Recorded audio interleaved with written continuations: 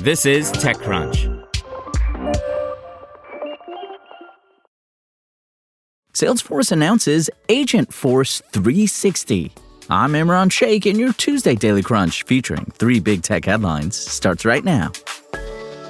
Grindr's majority owners are scrambling to take the LGBTQ+ dating app private after a stock decline triggered a personal financial crisis, according to a report from Semaphore. The owners in question are Raymond Desage, a former hedge fund manager and U.S. expat now based in Singapore, and James Liu, a Chinese-American entrepreneur and former Amazon and Baidu exec. Together, they led the 2020 acquisition of Grindr from Chinese ownership for over $600 million, then took the app public in 2022 through a blank check merger.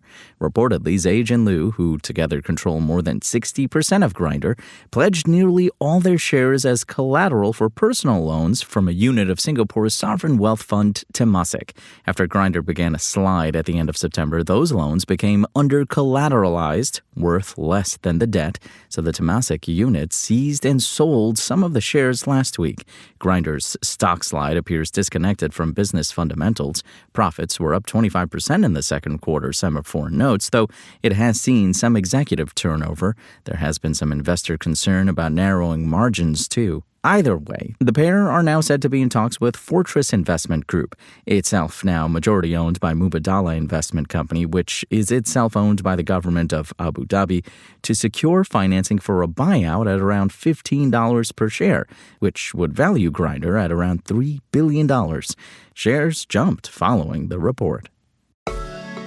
Apple appears to be winding down support of Clips, with the company removing Clips from the App Store and saying it will no longer be making any updates. In a support page on the Apple website, the company says that as of October 10th, Clips is no longer available for new users to download. But existing users can continue to use the app on current or earlier versions of iOS and iPadOS.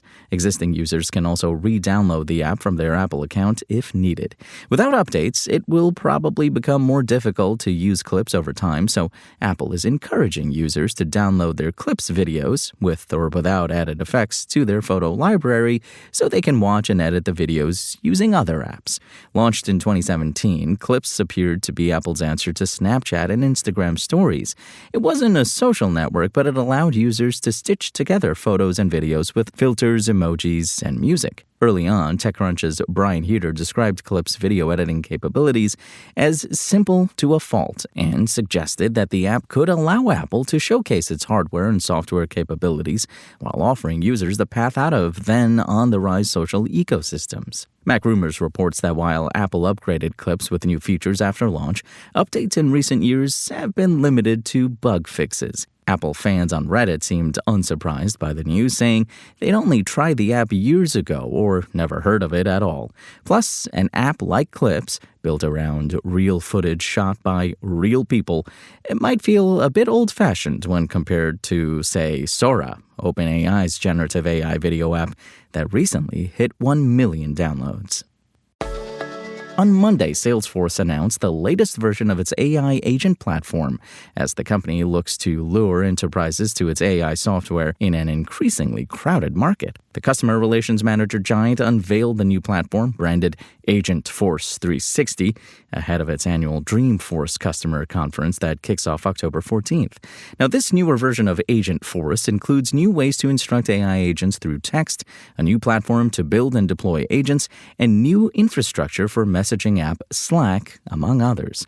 A notable aspect of Agentforce 360 is its new AI agent prompting tool called AgentScript, which will be released in beta in November. AgentScript gives users the ability to program their AI agents to be more flexible and better respond to if-then situations.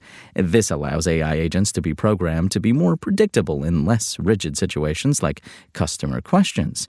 Users can tap into reasoning models, which claim to think before responding as opposed to responding based on patterns.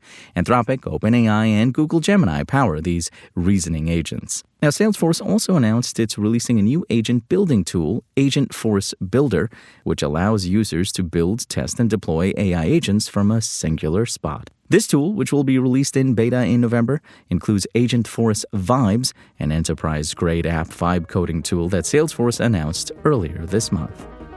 And that's your Daily Crunch. Today's stories were reported by Anthony Ha, Rebecca Shkutak, Connie Loizos, and more awesome TechCrunch journalists. We'll see you here tomorrow, same tech time, same crunch channel, and until then, find us at TechCrunch.com.